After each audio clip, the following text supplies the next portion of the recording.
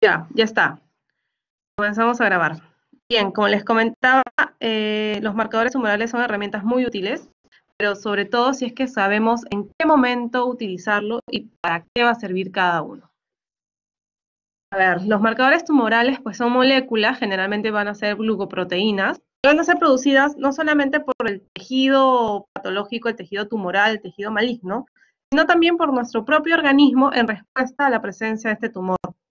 Al encontrar un marcador tumoral, lo podemos detectar ya sea en una muestra sanguínea, en la parte del suero, o también en algunos otros líquidos biológicos, pueden ser incluso, por ejemplo, líquido pleural, líquido cefalorraquídeo, y que nos va a reflejar el crecimiento o la actividad del tumor. Y de esta forma, pues vamos a poder conocer la presencia de cómo puede estar evolucionando y sobre todo la respuesta terapéutica instaurada contra este tumor maligno. Los marcadores tumorales se van a comportar como indicadores, son como batiseñales a distancia de la presencia de una neoplasia. Lamentablemente, los marcadores tumorales no son específicos, y eso es muy importante que lo interioricen, no son específicos de las neoplasias, es decir, los pueden encontrar en concentraciones considerables en un gran número de situaciones fisiológicas, situaciones benignas, incluso situaciones, bueno, patológicas, pero no tumorales. Es por eso que el principal dato que nos debe llamar a tomar consideración o ponernos alerta es cuando hay un cambio cuantitativo en los valores del marcador tumoral. Entonces la señal de alarma va a aparecer cuando estos incrementos se van a dar de manera anormal progresiva. Los marcadores tumorales nos van a ayudar al diagnóstico y seguimiento de los pacientes con cáncer y de forma ideal, en un mundo ideal y maravilloso, pues deberían ser altamente específicos, con alto valor predictivo positivo, ser órgano específico, tumores específicos, ayudarnos en la detección precoz, en el estadiaje, en el seguimiento post-tratamiento, para predecir recurrencia y con elevada sensibilidad también. Lamentablemente, en el mundo real y en la práctica diaria, pues nos hemos dado cuenta que los marcadores tumorales son poco específicos. Es decir, pueden aumentar en diferentes tumores, incluso, o sea, en diferentes tejidos neoplásicos, ubicados en diferentes órganos, pueden compartir mismos marcadores tumorales. Incluso también lo podemos encontrar en procesos benignos. Entonces, y también se ha encontrado que son poco sensibles en los estadios iniciales del enfermedad. Entonces, ¿cuál va a ser su principal aplicación? Nos va a ayudar mucho en el seguimiento de los pacientes, tanto para detectar una recidiva temprana, es decir, ya instaló en tratamiento, realiza una resección quirúrgica amplia, y quiero evaluar que puede haber una opción de una recidiva temprana, nos van a ayudar los marcadores tumorales. Asimismo, como evaluar la efectividad de un tratamiento instaurado, generalmente tratamientos de quimio, radio, que son de manera progresiva. En cuanto a la clasificación, podemos tener aquí un grupo que se va a caracterizar pues por tener una buena sensibilidad, buena especificidad, que si bien estos marcadores pueden ser detectados en diferentes situaciones fisiológicas, lo que sí llama, lo que le da la especificidad y sensibilidad es que ante incrementos importantes, casi siempre nos van a indicar que existe un tumor maligno. Y lo que son principales exponentes en este grupo, pues la calcitonina y la gonadotrofina coriónica subunidad. Luego tenemos el grupo que es el MANDI, aquellos que tienen una especificidad y sensibilidad variable. Acá tenemos aquel grupo que en estadios iniciales la sensibilidad y especificidad es algo baja, pero por el contrario, en estadios avanzados, las concentraciones séricas casi nos aseguran que estamos enfrentando a un tumor maligno. Y acá pues tenemos la mayoría de marcadores tumorales, se encuentra el antígeno prostático específico, la alfa-fetoproteína, el carcino embrionario, el CA125, el CA15-3, la enolasa neuronal específica, y el antígeno carcinoma de células escamosas. Luego tenemos un grupo que son de baja especificidad y va a incluir a estos marcadores tumorales que independientemente, que tienen una sensibilidad que va a depender mucho del estadio. y la especificidad va a ser muy baja, incluso en fases avanzadas de la enfermedad. Por ejemplo, tenemos la lactato deshidrogenasa, que es para nada específica, va efectivamente la sensibilidad a depender del estadio, y también tenemos algunos otros antígenos asociados, por ejemplo, a citoqueratina y con la citoqueratina 19 como el cifra 21. Entonces, ¿qué consideraciones debemos tener al momento de evaluar y analizar un resultado de un marcador tumoral? Ante la detección de un valor elevado de cualquier marcador tumoral, es necesario discriminar si esta elevación es debida o no a la presencia de un tumor. Y para ello vamos a utilizar tres criterios principales. Uno, la concentración sérica de este marcador tumoral. Dos, debemos descartar que exista una patología benigna que pudiera estar ocasionando la elevación de este. Y tres, cómo es que se ha dado el control evolutivo cuantitativo de este marcador tumoral. En cuanto a la concentración sérica, en regla general, las concentraciones séricas en la mayoría de marcadores tumorales los podemos encontrar presentes y detectables incluso en ausencia de una neoplasia, pero generalmente en estos casos suelen ser incrementos moderados, leves o moderados, muy inferiores a los que se detectara, por ejemplo, si fuera un paciente sembrado con metástasis. A cuanto mayor sea la concentración del marcador tumoral, mayor es la probabilidad de que nos encontremos frente a un tumor maligno. Por ejemplo, en el antígeno carcino embrionario, si normalmente su valor va por debajo de 3 y encontramos valores por encima de 20, es francamente incrementado, pues muy probable que nos estemos enfrentando a una patología oncológica. Y similar valor en el caso del CA125, si sus valores esperados están por debajo de 45, 46 y encontramos valores en 500, pues obviamente nos estamos aproximando y estaríamos apuntando a un proceso tumoral. Luego, debemos descartar una patología benigna. Tenemos que conocer que, por ejemplo, las hepatopatías crónicas, la insuficiencia renal, son dos de las principales causas que van a ocasionar falsos incrementos, que incluso pueden llegar a ser incrementos moderados de los marcadores tumorales. Así también hay algunos marcadores tumorales que que pueden tener una fuente especial de falsos positivos, como por ejemplo en enfermedades dermatológicas, se suele incrementar en algunos casos el antígeno carcinoma de células escamosas. En los casos de colestasis, que es un proceso benigno, pues podemos tener incremento del CA19-9. Y en existencia de algunas efusiones o derrames, podemos tener incremento del CA125. Entonces, antes de alarmarnos, debemos siempre valorar de que no exista el falso incremento asociado a una patología benigna. El tercer punto que es muy importante de evaluar es el control evolutivo, es decir, cómo es que se están dando el hallazgo de las concentraciones elevadas en el tiempo. ¿Por qué? Porque una determinación incrementada de un marcador tumoral de forma aislada no va a tener un valor significativo, tiene un valor muy limitado. Es decir, lo que se recomienda siempre es tener al menos 2 o 3 determinaciones seriadas con un intervalo superior a la semivida plasmática del marcador. Es decir, el tiempo que va a tardar este marcador tumoral en descender la concentración a la mitad. Y luego de evaluar esto, de ver que efectivamente tengo 2 o 3 determinaciones seriadas, que deberían también realizarse en un plazo mínimo de cada 15 días entre estas determinaciones, y si encontramos que este incremento es mayor a un 20%, aquí en este caso ya los vamos a considerar significativos. Las cifras de los marcadores tumorales pues pueden sufrir un incremento continuo que nos va a afirmar con bastante seguridad que el origen es tumoral. Sin embargo, ¿qué es lo que pasa si hago controles evolutivos, pero los valores casi no se modifican, incluso pueden tender, tienen una curva horizontal sostenida? Hay que buscar el origen de otra patología. Por ejemplo, en esta figurita que les he colocado, en algunos pacientes con hepatopatías, si es que confluyera la sospecha de de una patología oncológica y estamos tratando de hacer un seguimiento con el antígeno carcino embrionario, vemos que en hepatopatías pueden mantenerse valores sostenidos, moderados, pero de tratarse de una patología maligna, estos francamente van a mostrar un incremento considerable.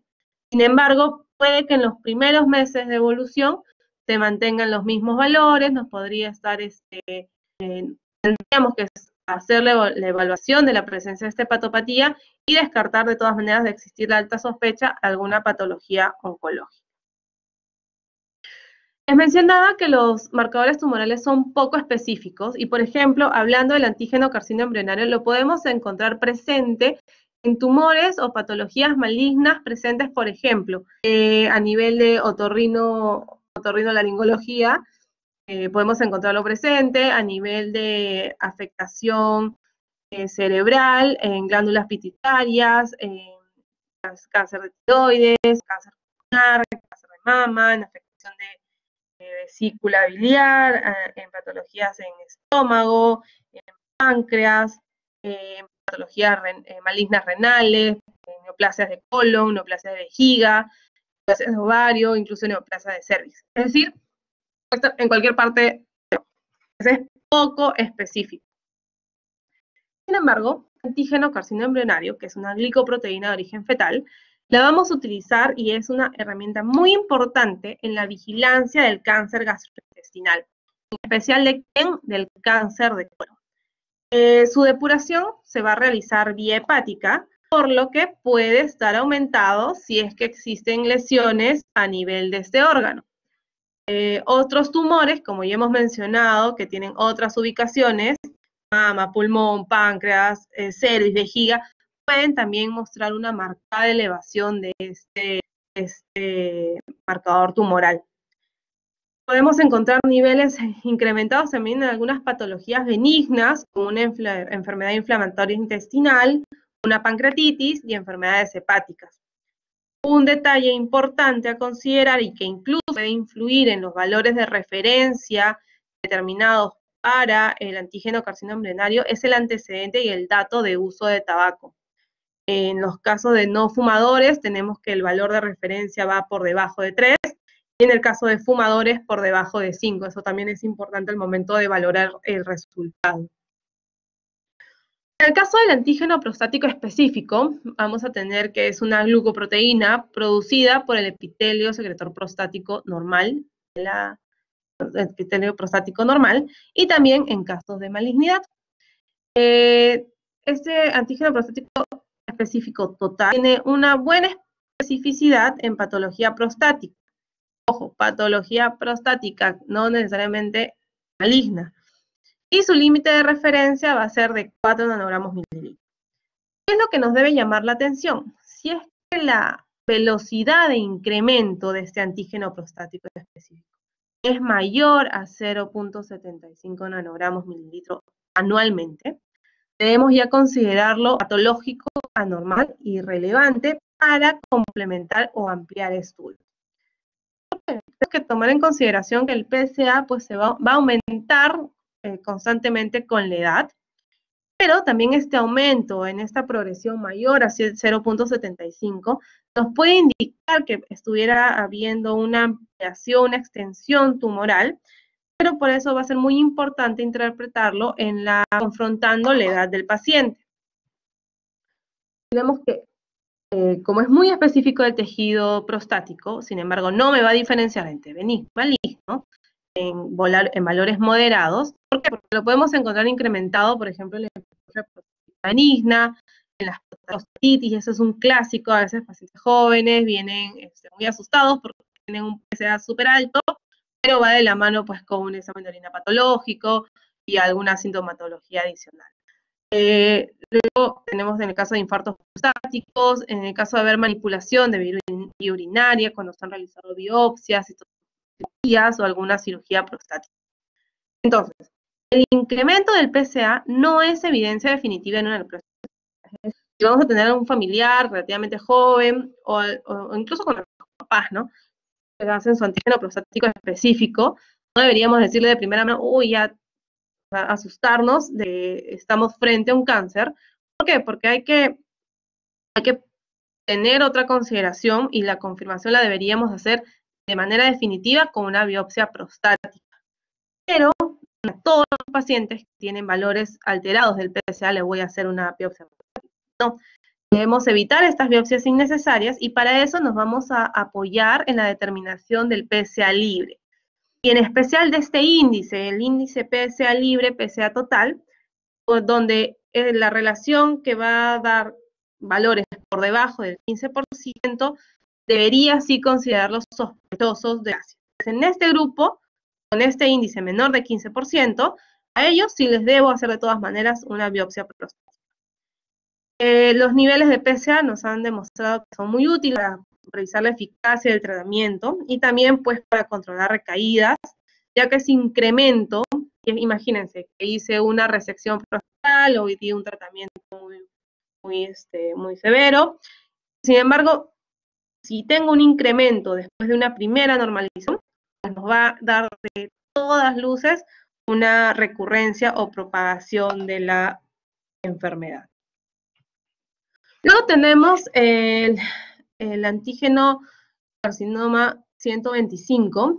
Esta es una glucoproteína de alto peso molecular que se va a elevar principalmente en tumores ováricos epiteliales y de celómico no músculo. Puede estar elevado también en patologías benignas, ojo, endometriosis, incluso en procesos como la menstruación, en el embarazo, en el primer trimestre, en el parto, en hepatopatías, en pancreatitis, insuficiencia renal, derrames, tuberculosis, colagenopatías, es decir, cualquier afección donde tengamos compromiso del epitelio celómico no mucinoso. Las variaciones en los valores de este marcador pues nos van a dar información en cuanto a la respuesta al tratamiento quirúrgico, es decir, no me va a servir para diagnóstico inicial, me va a servir para evaluar respuesta al tratamiento quirúrgico, respuesta a la quimioterapia y sobre todo detectar muy tempranamente la aparición de recidivas, cuando entonces como factor pronóstico, pero después del tratamiento y en tumores ováricos principalmente. Luego tenemos el CA15-3, que es una glucoproteína de alto peso molecular, que la vamos a utilizar también principalmente en los casos de cáncer de mama. ¿Para qué? Para el control de tratamiento y sobre todo de formas avanzadas, es decir, en enfermedad metastásica. Puede estar elevado, como hemos dicho, no es específico, en otras patologías como un cáncer de ovario, un cáncer de pulmón, un cáncer de próstata, y en el caso de algunas enfermedades benignas también, como pueden ser patologías en mama, en ovario, hepatitis, embarazos y lactancia. Este marcador no se va a elevar en estadios iniciales de la enfermedad, entonces no va a ser recomendado para utilizarlo como tamizaje, como despistaje, para diagnóstico, ni siquiera para estadiaje del cáncer de mama. Nos va a servir solo para el control post-tratamiento y especialmente en aquellas formas avanzadas. Luego tenemos el CA19-9. Esta glucoproteína se va a elevar típicamente en el suero de pacientes con tumores de páncreas. Valores muy por encima de 300 unidades internacionales van a tener un valor positivo superior al 90%, es decir, valores muy incrementados de 300. Sin embargo, lo podemos encontrar también presente en otras patologías o tumores a nivel de vías biliares, gástricos, de colon, hígado, ovario. También en algunos procesos benignos podrían cursar, que también en cualquiera de estos órganos, pueden cursar con elevación del CA19-9. Pero en valores moderados, se han encontrado, por ejemplo, en la hepatitis, en la cirrosis, colecistitis, las pancreatitis, fibrosis pulmonar, etc.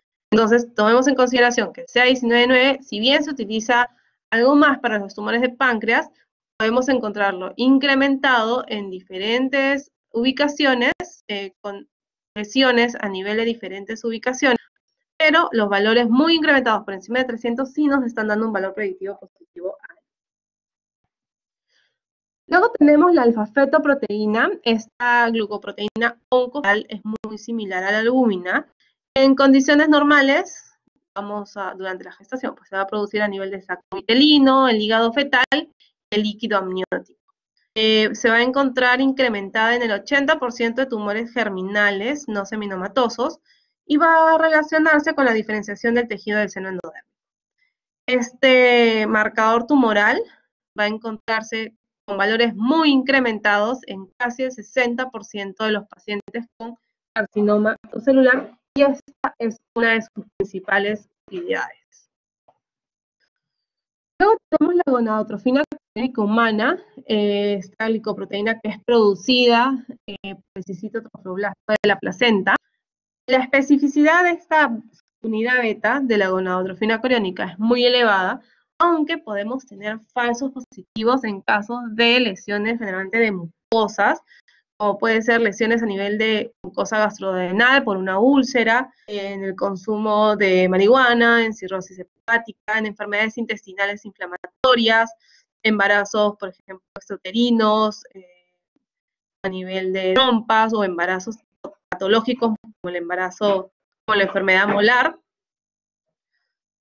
Vamos a encontrarla incrementada entonces en la enfermedad trofoblástica y en el coriocarcinoma en el 100% de los casos y con valores astronómicos, y también en el resto de tumores germinales como seminomas puros, en casi un 25% de los casos, y en mayor porcentaje, hasta en un 80% de los casos, en los no seminomas. Entonces tenemos una amplia variedad y un montón también de herramientas de marcadores tumorales. Algunos ya los hemos mencionado: el alfa-feto, principal utilidad en el carcinoma hepatocelular, la beta-HCG en los tumores trofoblásticos, la CA15-3 en los carcinomas de mama, de ovario. Hay que tomar en consideración, y lo bueno de esta tablita es que nos va a colocar cuáles son las posibles patologías que nos podrían estar dando falsos positivos. Por ejemplo, del CA125, lo tenemos para tumores ováricos, en derrames serosos, pues podrían estarnos dando falsos positivos. El antígeno carcino embrionario, neoplasias epiteliales, ¿no? Habíamos mencionado digestivas, cáncer de colon. La cromonina nos va a servir para tumores neuroendocrinos. Tenemos algunos falsos positivos con insuficiencia renal. El cifra 21.1, que es para las neoplasias epiteliales.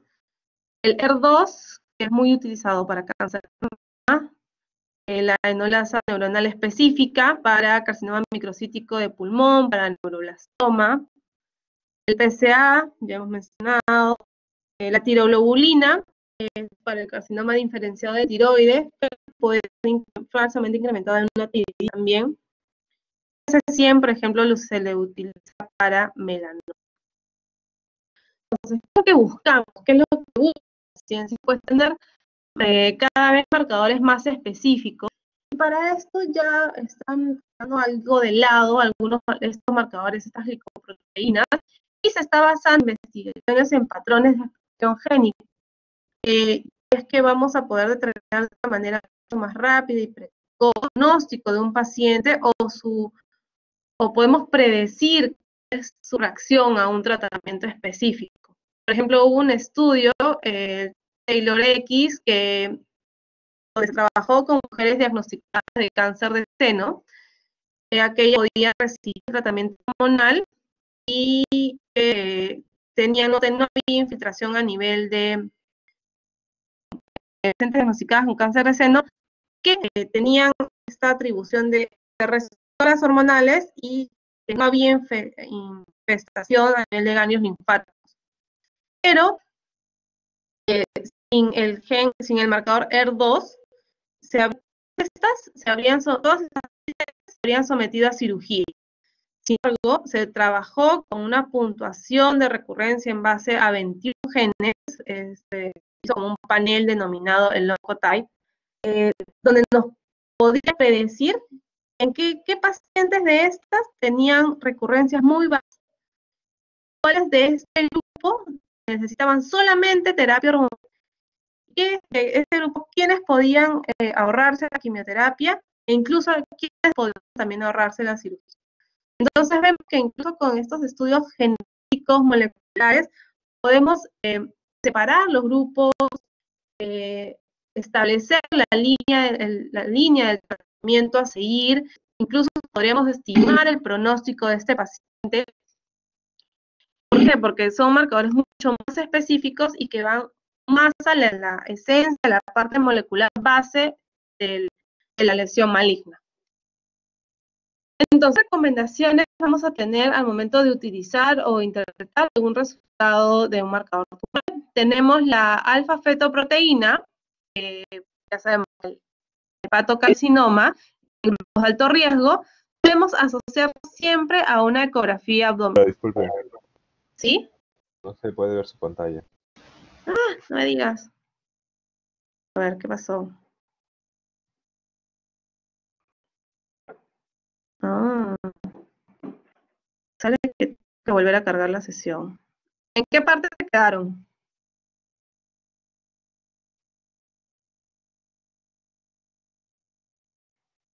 ¿Recuerdan? Doctora, creo que fue en el estudio Taylor, cuando estaba mencionando.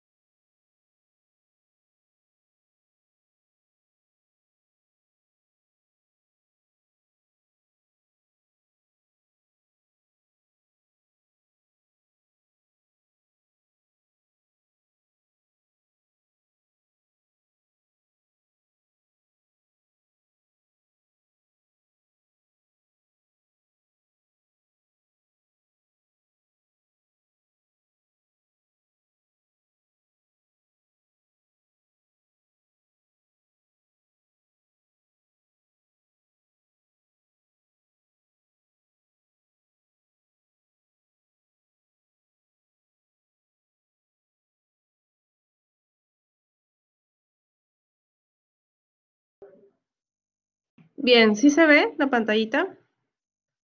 Creo que mi señal bajó un poco.